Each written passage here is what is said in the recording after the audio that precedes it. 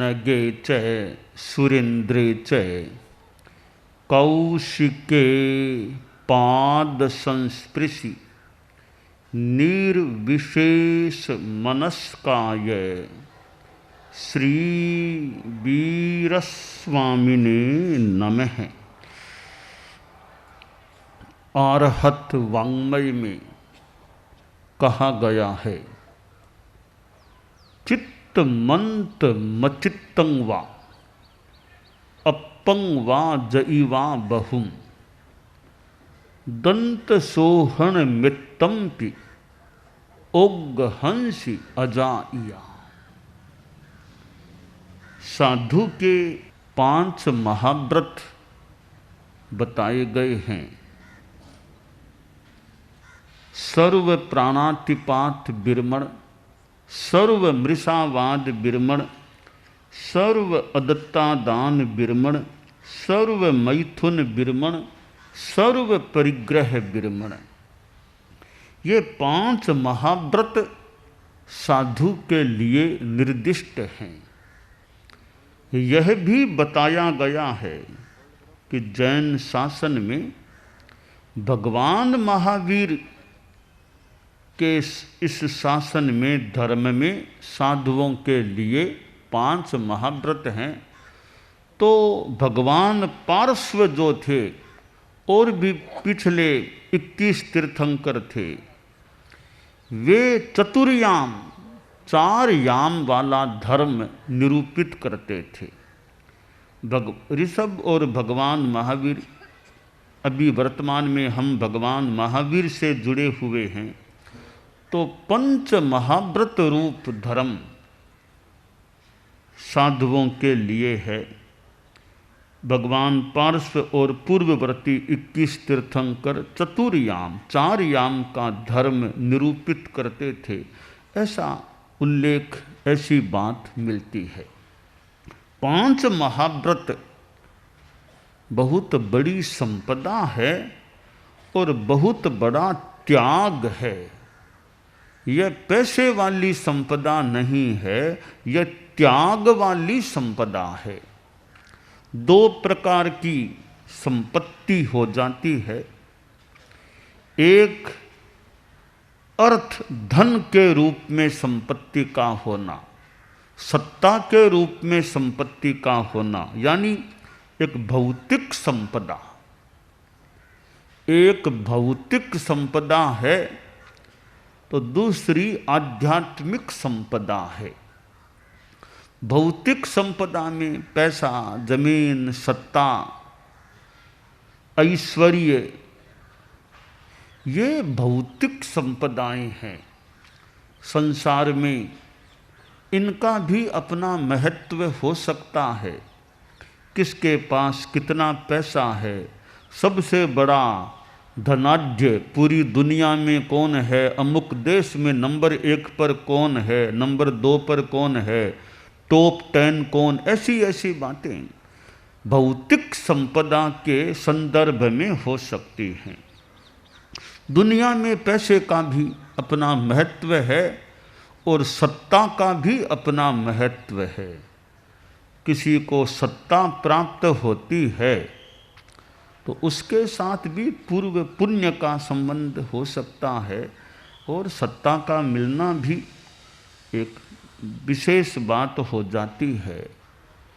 पर ये भौतिक संपदाएं हैं, सत्ता, पैसा, जमीन आदि आदि चीज़ें भौतिक चीज़ें हैं, वह भौतिक संपदा है। दूसरी आध्यात्मिक संपदा होती है। हमारे आगम साहित्य में गणी संपदा, 8 गणी संपदाएं बताई गई हैं। गणी आचार्य की संपदाएं क्या हों, तो वहाँ वो पैसे वाली संपदा की बात नहीं है। वो 8 जो संपदाएं हैं उनमें पहली संपदा है आचार संपदा। कि आचार्य हैं, गणी हैं, उनकी पहली संपदा है कि आचार उनके पास हो। ये जो महाव्रत हैं 5 महाव्रत, यह एक बहुत बड़ी संपदा है।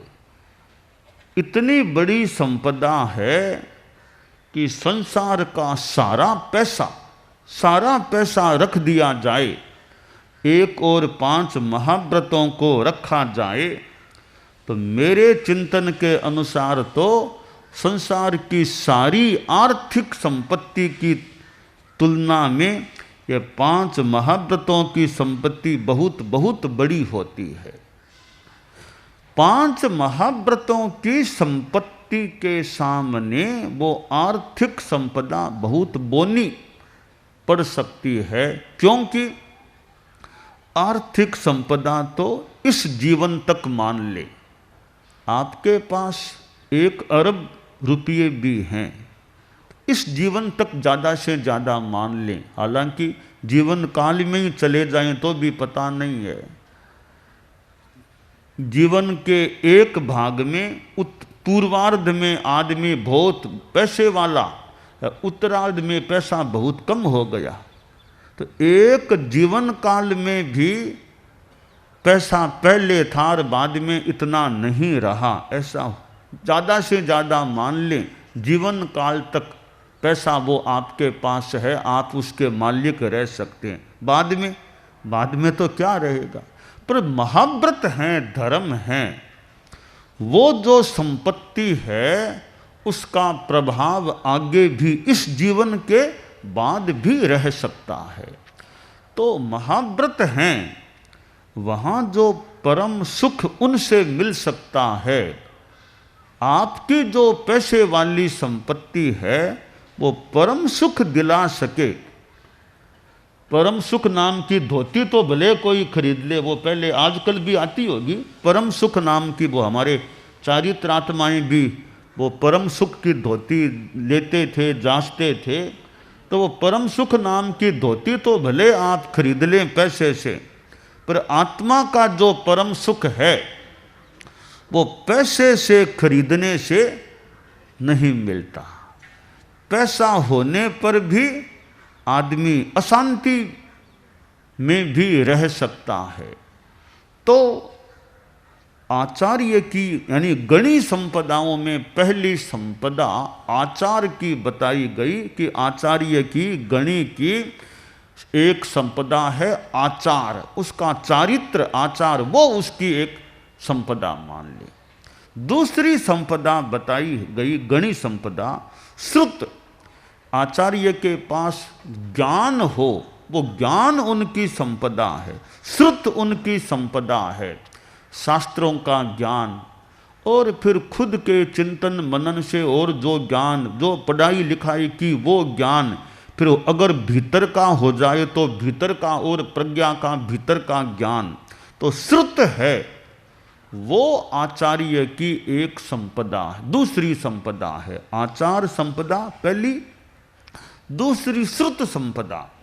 तीसरी संपदा हो सके तो अच्छा है शरीर संपदा, कि आचार्य का गणी का शरीर भी सक्षम होना चाहिए। शरीर का सक्षम होना खास बात है। चेहरा कितना बढ़िया है उसको मैं ज़्यादा महत्व नहीं देता, बहुत बढ़िया चेहरा न भी हो चलेगा, कोई बात नहीं, पर शरीर निरोग हो और शरीर सक्षम हो, वो खास बात है। अब चेहरा तो ठीक है, सामान्य है तो है, बहुत बढ़िया कोई आकर्षक चेहरा फूटरा न भी हो, वो प्रकृति से जैसा मिला मिल गया, परंतु शरीर सक्षम रहना चाहिए, निरोग ज़्यादा से ज़्यादा रहे, वो खास बात है। यात्रा भी कर सके, परिश्रम भी कर सके। एक तो शरीर इतना कमज़ोर हो कि 3 किलोमीटर भी चलना है कि मैं तो नहीं चल सकता, एक 13 किलोमीटर भी कोई चल ले, कभी 23 किलोमीटर भी चल ले और भी ज़्यादा चल ले। तो शरीर की सक्षमता, इंद्रियां ठीक हों, स्वस्थ हों। आचार्य गणी हैं तो आँखों से पढ़ सके, अच्छी तरह ज्योति ठीक हो, कान भी ठीक रहे तो अच्छा है, और भी इंद्रियां शरीर ठीक रहे, सक्षम रहे। बाकी तो उम्र के साथ साथ बाद में असर तो आ सकता है। कम से कम युवा अवस्था में, और जब आचार्य पद पर आए या युवाचार्य बने, तब तो शरीर कम से कम यूँ मोटा मोटी, थोड़ी बहुत तो जुकाम बुखार कभी हो जाए थोड़ी बहुत मोटा मोटी शरीर का युवाचार्य बनाए। कैसा शरीर तो ठीक नहीं है, उम्र भी बहुत ज़्यादा है कि 70-75 के हैं, शरीर भी सक्षम नहीं है, तो भी वे फिर कितना क्या काम कर पाएंगे। तो कम से कम युवाचार्य बने, तब तो एक शरीर सक्षम हो, चल सके, यात्रा कर सके, आँखों से ठीक दिखे, कान से मोटा मोटी सुन भी सकें, हाथ पांव सब ठीक हों, कि थकान बहुत जल्दी आ जाए, कि 5 किलोमीटर चलिए का थकान आ गई, आगे तो बिहार नहीं कर सकता। भी युवाचार्य बने तब तो शरीर थोड़ा 15 किलोमीटर भी 12 किलोमीटर भी चल सको रोज, तो ऐसा शरीर की सक्षमता। बाकी तो धीरे धीरे उम्र आने के बाद तो शरीर में सक्षमता में कमी आ सकती है। जवानी में चल सकते हैं, अब 90 बरस आ जाएं तो अब भी चलो 15 किलोमीटर, तब तो मान ले 90 आ गए, अब तो कोई बात नहीं, कहीं भले रह जाओ, आसपास थोड़ा घूमो तो घूम लो, परंतु जवानी में तो शरीर सक्षम रहे तो अच्छा है। तो शरीर संपदा गणी संपदा में तीसरी है, और वचन संपदा चौथी। भी गणी है, आचार्य है, तो वाणी की संपदा होनी चाहिए, बोल सके, भाषण दे सके, प्रवचन दे सके, बातचीत कर सके, तो वाणी की संपदा, वचन का प्रभाव भी हो। ये कोई बात कह दी तो लोग मान लें, शिष्य मान लें, वो वाणी का प्रभाव हो तो अच्छा रहे, वरना कह दिया कोई मानता ही नहीं है कि यह काम करो, कहीं और किसी को कह दो मैं नहीं करता यह काम। तो वचन संपदा भी होनी चाहिए। और पांचवी वाचन संपदा, कुछ अध्यापन कर सके, पढ़ा सके, शिष्यों को बचा सके, पढ़ा सके, वो क्षमता भी हो, बात को समझा सके, इसका यह मतलब है, यह तात्पर्य है, इस ग्रंथ में यह बात है, इस ग्रंथ में यह बात है, इस अपेक्षा से यह बात है।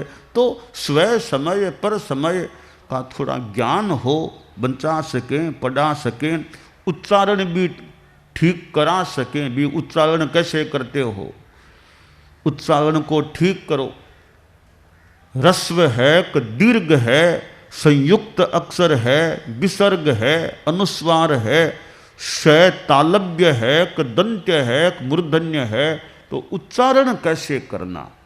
तो गणी आचार्य उच्चारण भी शुद्ध करा सकें, बता सकें, गलती निकाल सकें। कि वैकमम या वैकम्मम, एक वैकम्मम एक वैकम, तो उच्चारण कैसे, तो घोष विशुद्धिकार कहे आचार्य, यानी घोष उच्चारण भी शुद्ध करा सके, वो भी क्षमता हो। तो वचन संपदा और वाचन संपदा पांचवी हो गई, वचन चौथी, पांचवी वाचन। यो प्रयोग संपदा, मति संपदा, और कि बुद्धि हो, मति भी हो, प्रयोग संपदा भी है। वाद विवाद का प्रसंग हो तो अपने अच्छे तरीके से अपनी बात को प्रस्तुत कर सके। राजा प्रदेशी, इधर कुमार श्रवण कैसी। अब कुमार श्रवण कैसी की वो ज्ञान संपदा कैसी थी।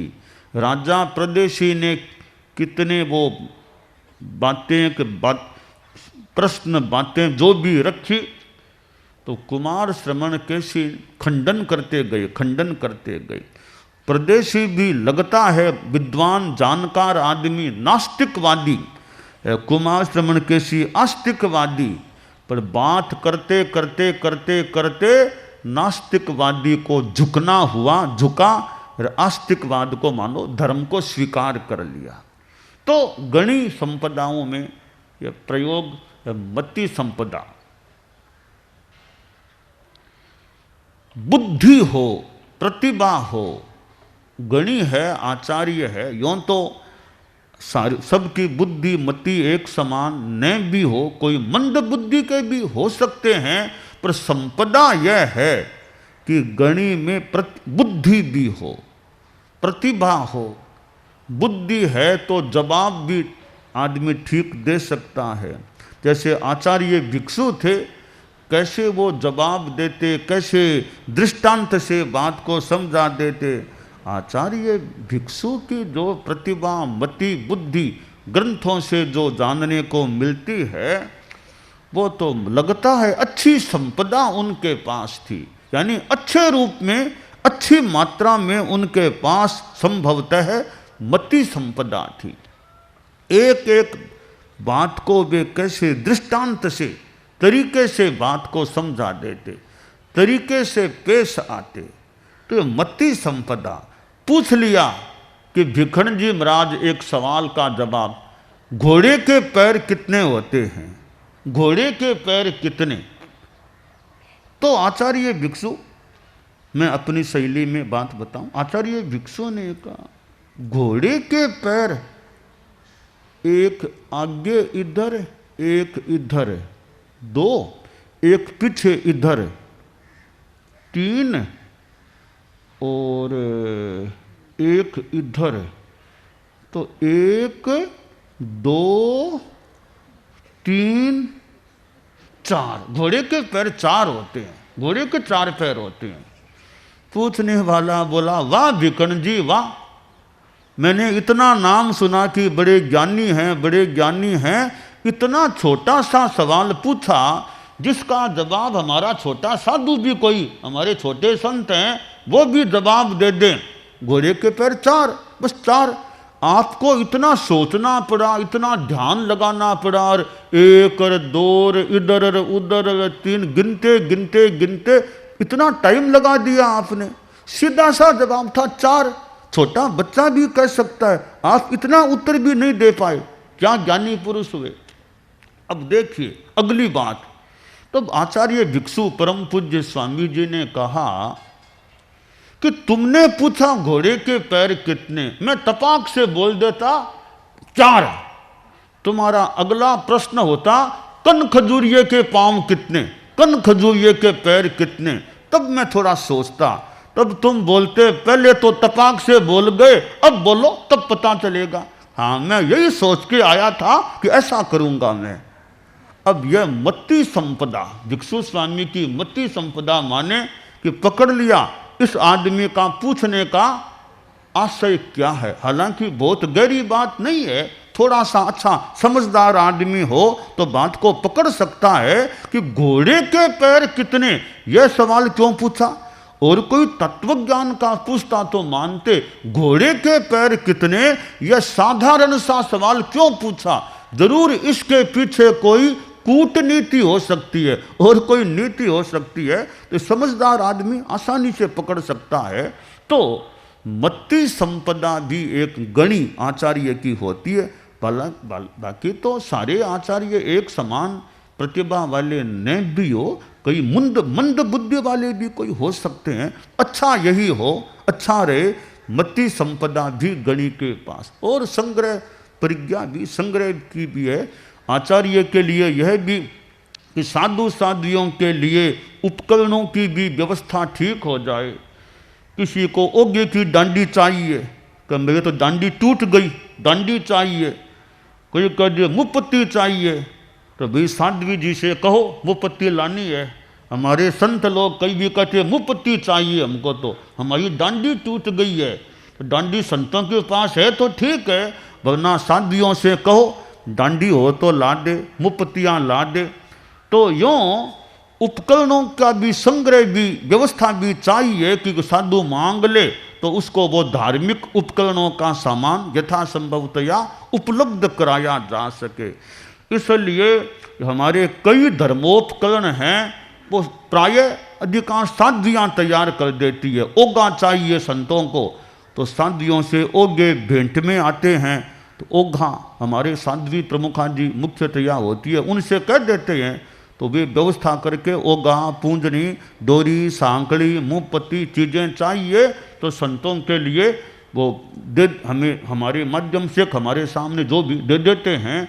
तो यानी आचार्य को ये उपकरणों आदि की व्यवस्था का भी ध्यान रखना भी कि उपकरणों की व्यवस्था चाहे साध्वियाँ ला के दे, पर व्यवस्था हो सके उस पर ध्यान यथोचित रूप में यथासंभवतया रखना। यूँ ये संपदाएं होती हैं। तो ये कुछ साधु संस्था से धर्म से जुड़ी हुई बातें हैं। गृहस्थों के पास पैसा भी संपत्ति है, ऐश्वर्य भी संपत्ति है, और यूँ आचार्य की भी एक कुछ ऐश्वर्य की संपत्ति भी एक रूप में हो सकती भी, उनकी आज्ञा उनके निर्देश में काम चले तो वो भी उनकी संपत्ति है। वो एक अपेक्षा से व्यवस्था से मान लें, मूल संपत्ति आचार श्रुत आदि आदि हैं वे हैं। तो हमारे जीवन में ये अध्यात्म की संपदा, भले पैसा आपके पास हो, कोई वैसे इतनी बुरी बात नहीं, पर गृहस्थ के लिए मान लें आवश्यक है, पर साथ में धर्म की संपदा, दो संपदाएं यूँ मान लें, एक धन की संपदा, दूसरी धर्म की संपदा। तो आप गृहस्थों के पास धन की संपदा भी हम अस्वीकार नहीं करते। तो धन हो, कभी कम हो, ज़्यादा हो, न हो, धर्म की संपदा भी चाहिए। ईमानदारी, अहिंसा, सद्भावना, नशा मुक्ति, नैतिकता, त्याग, तपस्या आदि आदि रूप में धर्म की संपदा भी होनी चाहिए।